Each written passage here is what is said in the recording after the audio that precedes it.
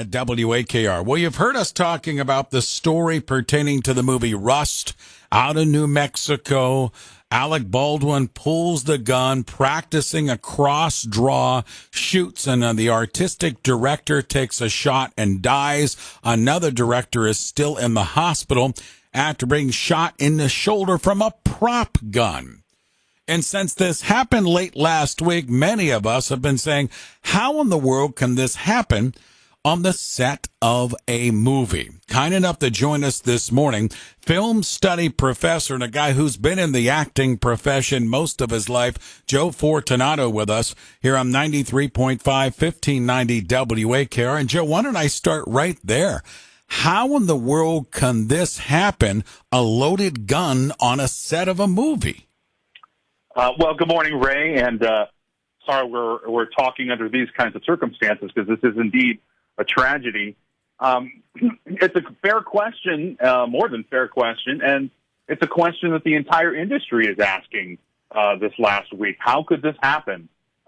Because most people who are long time and knowledgeable crew members on set say it couldn't or shouldn't happen if the rules are followed. So this investigation is still ongoing. I guess as of last night, the investigators did determine that a live round was shot, which is even more heinous because how a live round shouldn't even be on the set. So it does go to speak to the fact that somewhere along the line of protocols here, the rules were not followed. Yeah, and Joe, I guess the sheriff's department in Santa Fe, New Mexico last night, they gathered 500 rounds of ammunition that included blanks, dummy bullets, and also some live rounds were seized. You've been on the sets, TV and movie, and we understand and we've speculated that boredom sets in and they fill time. When you're talking about a movie with guns and ammunition, we've heard stories about them going out and using this game called plicking where they shoot beer cans and such.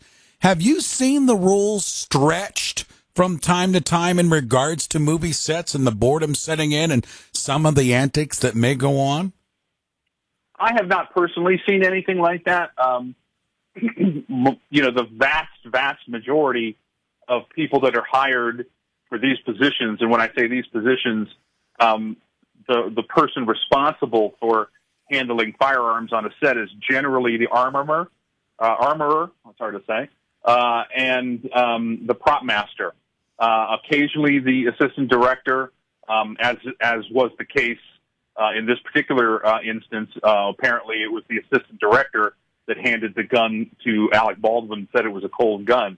But there usually is at least 2 or 3 people that are charged with the safety of the firearms, and it goes through all of those people.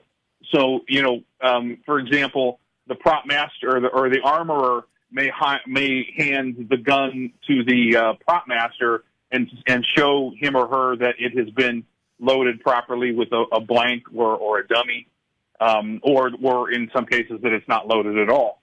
And then that person would then present it to the assistant director, who would then present it to the actor.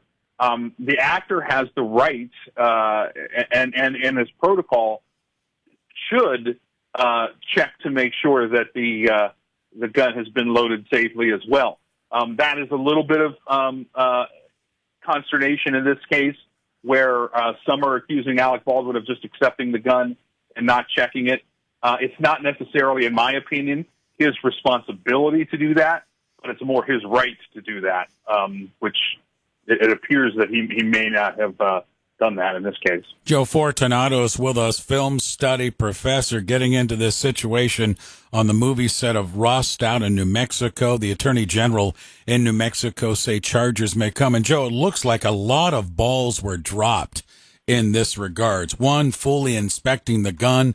And like you said moments ago, and maybe elaborate, loaded ammunition on a set of a movie. You said that's a major no-no. Yeah, there is. I mean, already many people are calling for the banning of blanks. on a movie set, because the idea being that now we're at a stage in history where we can recreate the look of gunfire through computer generated graphics and CGI, which many will say, well, that's much safer.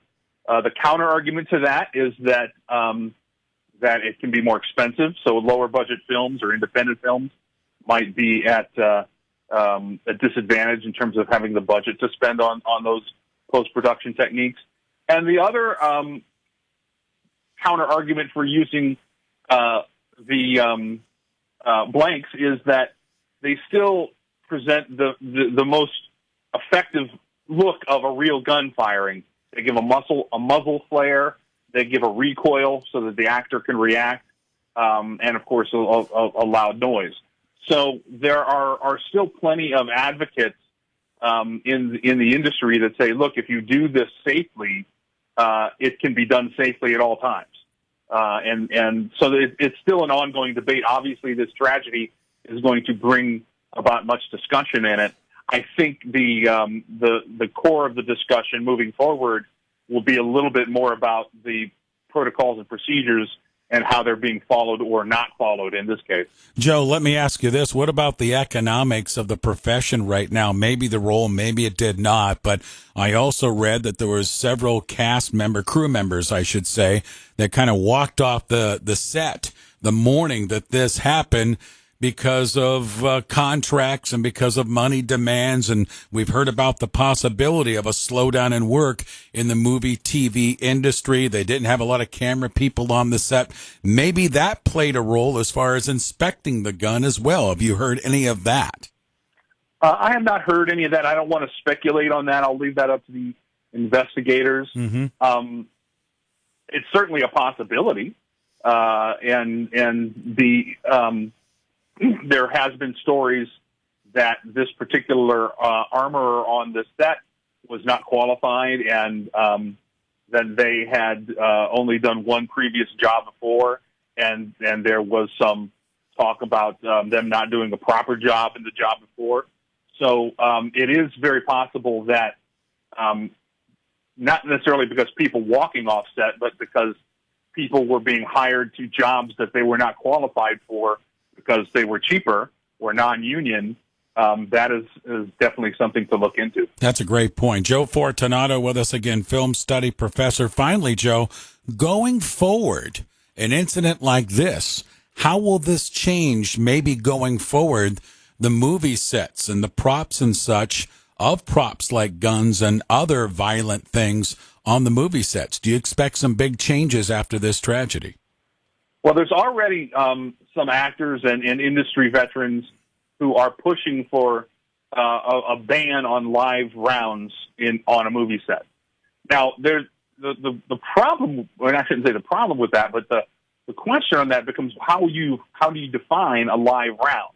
I think we can all agree that a full-on bullet with a bullet and gunpowder and a completely a complete bullet is a live round, but there are some that might qualify a blank as a live round because it still does fire. It just doesn't have a projectile like a metal bullet that's attached to it. So there is already some movement toward banning live ammunition, however that's defined on a movie set, and I think there's going to be a review of the safety protocols and the rules all across the board. There is no mandated legislative safety protocols, and maybe that's going to be coming. Joe, great stuff this morning. Really good information and taking us on to the set and your experience in the film industry. Spot on, my friend. Thank you for making time for me again this morning. Thanks, Ray. Joe Fortunato, again, film study professor and been in the profession of acting and film work for most of his life, joining us this morning, looking at this situation on the movie set of Rust, where one director lost her life, another one still in the hospital after the prop gun was fired with loaded live ammunition. 25 after 8, WAKR.